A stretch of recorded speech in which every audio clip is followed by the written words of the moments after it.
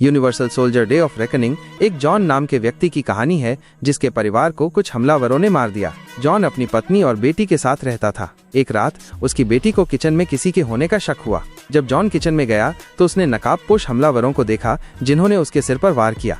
हमलावरों का मुखिया, जिसका नाम लूक था, ने जॉन की पत्नी और बेटी को गोली मार दी, जिससे जॉन बेहोश हो गया। 9 महीने कोमा में रहने के बाद जॉन एक अस्पताल में होश में आया। FBI एजेंट गरमैन ने जॉन से पूछताछ की और लूक की तस्वीर दिखाई जिसके उंगलियों के निशान जॉन के घर में पाए गए थे। जॉन को लूक ही अपने परिवार का कातिल लगा। गरमैन ने जॉन से कहा कि जैसे ही वो ठीक हो जाए उससे मिले। गरमैन ने अपने एजेंट प्लम्बर को सक्रिय करने का आदेश दिया। हम प्लम्बर मैगस को देखते हैं जिसके दिमाग पर अब किसी और का नियंत्रण है। वो अपना काम छोड़कर एक स्ट्रिप क्लब में जाता है और रिसेप्शनिस्ट को गोली मार देता है। मैगस क्लब के अंदर सभी खतरनाक लोगों को मार देता है जिन्हें कई बार शूट करना पड़ता है। अंत में वो एंड्रू स्कॉट नाम के एक आदमी के पास पहुंचता है जो उसका इंतजार कर रहा था। स्कॉट मैगस की गर्दन में कुछ इंजेक्ट करता है जिससे वो शांत हो जाता है। तभी मैगस को लूक दिखाई देता है जो कहता है कि उन्होंने उसे आजाद कर दिया है और अब वो उनके लिए काम करेगा। इधर जॉन अस्पताल से डिस्चार्ज हो जाता है। अपनी पुरानी चीजें देखकर उसे अपना परिवार याद आता है, लेकिन उसे और कुछ भी याद नहीं है। वो अपने घर जाता है और अपने परिवार की यादों में रोने लगता है। उसे आइजैक नाम के एक व्यक्ति का फोन आता है जो कहता है कि उसके पास जॉन की कोई कीमती चीज है। जॉन को आइजैक याद नहीं, फिर भी वो उससे मिलने के लिए उसका पता लेकर निकल पड़ता है। जॉन आइजैक के घर पहुंचता है और देखता है कि घर बिखरा पड़ा है। उसे खून के धब्बे और एक पुरानी लाश मिलती है जो आइजैक की होती है। जॉन को समझ नहीं आता कि अगर आइजैक मर चुका था तो उसे फोन किसने किया। वो घर की तलाशी लेता है और एक क्लब का पता ढूंढता है। क्लब में जॉन एक लड़की को देखता है जो उसे घूर रही थी।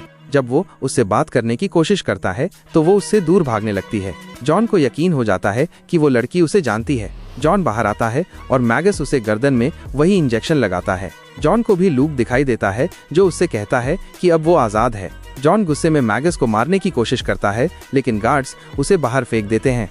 जॉन को समझ नहीं आता कि क्या हुआ था और वो उस लड़की का पीछा करता है। जब वो लड़की अपने घर में दाखिल होती है तो जॉन उसे पकड़ लेता है और पूछता है कि वो उसे कैसे जानती है। इससे पहले कि वो लड़की कुछ बता पाती, मैगस अंदर आ जाता है और जॉन पर हमला करने लगता है।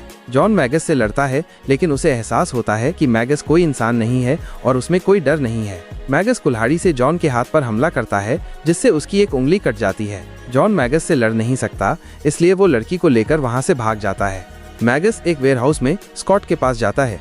हमें पता चलता है कि ये सभी लोग इंसान नहीं हैं, बल्कि उन्हें बनाया गया है और पहले सरकार द्वारा नियंत्रित थे। स्कॉट सबको बताता है कि अब तक उनका खिलौनों की तरह इस्तेमाल किया गया था, लेकिन अब वे सब एक साथ आ गए हैं और दुनिया पर राज करेंगे। जॉन उस लड़की से पूछता है कि वह उसे कैसे जानती है। लड़की अपना नाम सेरा बताती है और कहती है कि वह उसे जानती है, लेकिन क्लब में जॉन को देखकर वो हैरान रह गई क्योंकि उसे देखकर ऐसा लग रहा था कि वो उसे नहीं जानता। जॉन उससे पूछता है कि वो कौन है और उसे अपने बारे में सब कुछ जानना है। सेरा बताती है कि जॉन एक ट्रक ड्राइवर है जो जंगल में अकेला रहता है और हमेशा क्लब में उससे मिलने आता था। जॉन इस बात से इनकार करता है और कहता है कि उसका शहर में घर और परिवार था जिसे गुंडों ने मार दिया था। सेरा कहती है कि उसे इस बारे में नहीं पता और वो जॉन को अकेले ही जानती है।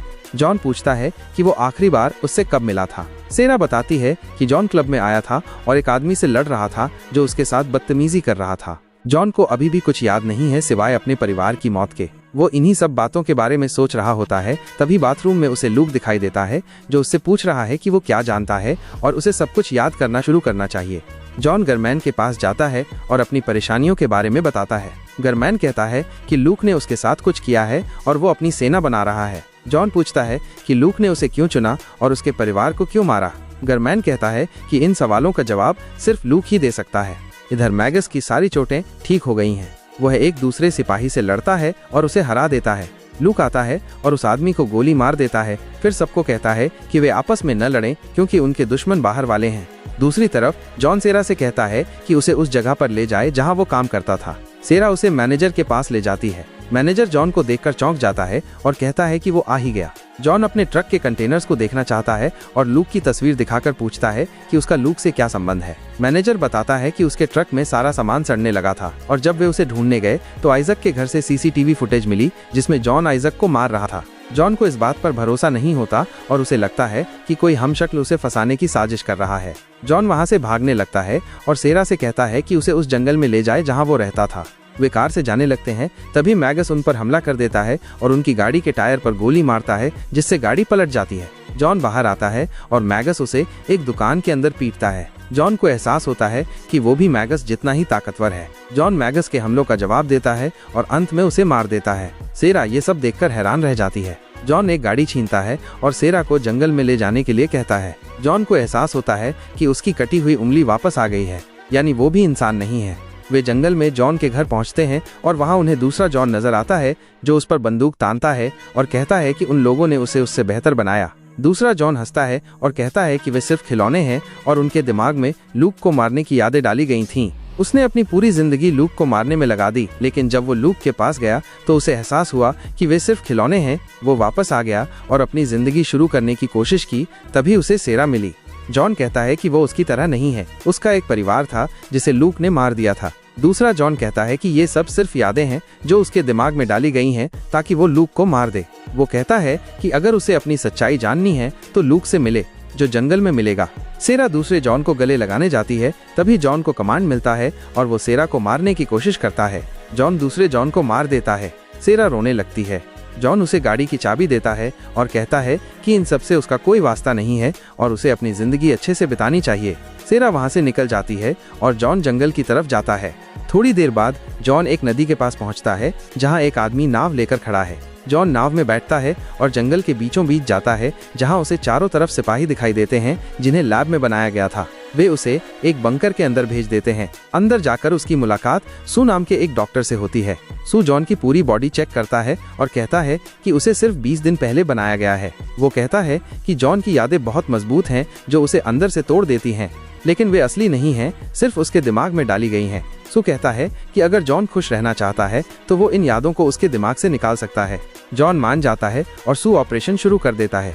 बीच में वो कहता है कि पुराने वाले जॉन को एक पूरा कंटेनर लाने का काम दिया गया था जिसमें DNA थे, जिनकी मदद से वे और भी जॉन बना सकते थे। जब ऑपरेशन शुरू होता है तो जॉन को एहसास होता है कि इन यादों के अलावा उसके पास कुछ भी नहीं है। ये यादें ही उसकी हकीकत हैं कि उसका एक परिवार था जिसे मार दिया गया, और ये यादें ही उसकी जिंदगी का मकसद है कि उसे लूक को मारना है। जॉन को अभी भी भरोसा है कि उसका एक परिवार था। वो ऑपरेशन के बीच में उठकर खड़ा हो जाता है और सबको मारना शुरू कर देता है। कोई भी सिपाही उसे रोक नहीं पाता।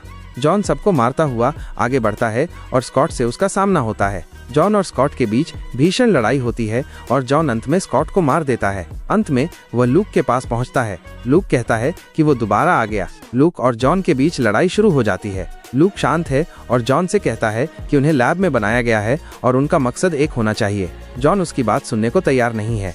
लूक को बहुत समय पहले बनाया गया था और वो अभी भी बहुत बहादुर और शानदार है। जॉन अभी बनाया गया है। लूक जॉन को बार बार नीचे गिरा देता है, लेकिन जॉन दोबारा उठकर खड़ा हो जाता है। लूक समझ जाता है कि जॉन हार मानने वालों में से नहीं है। जॉन उन सभी सिपाहियों से अलग है जिन्हें उसने अब तक देखा था। उसके दिमाग में कुछ और डाला गया है जिसकी सच्चाई शायद जॉन को पता भी है, लेकिन वो उस सच्चाई को मानना नहीं चाहता। लूक हार मान जाता है और जॉन से कहता है कि वो अलग है, उसे बहुत अलग तरीके से बनाया गया है और उसकी जिंदगी का एक ही मकसद है कि वो उसे मार दे। लूक कहता है कि उसने बहुत सारे जॉन को मारा है, लेकिन जॉन बहुत खास है और उसे कोई भी नियंत्रित नहीं कर सकता। लूक जॉन से उसे मारने के लिए कहता है। जॉन थोड़ी देर सोचता है और अंत में लूक को मार देता है। बाकी सिपाही अंदर आते हैं, लेकिन लूक की लाश देखकर समझ जाते हैं कि सब कुछ खत्म हो चुका है। जॉन वहां से निकल जाता है और गरमैन से मिलता है। जॉन कहता है कि उसने लूक को मार दिया। गरमैन उसे पूरी सच्चाई बताता है और कहता है कि वो एक यूनिवर्सल सोल्जर है जिसे लैब में बनाया गया है। गरमैन कहता है कि उन्होंने उससे पहले भी बहुत सारे जॉन को बनाया था, लेकिन वे उसके जितने काबिल नहीं थे।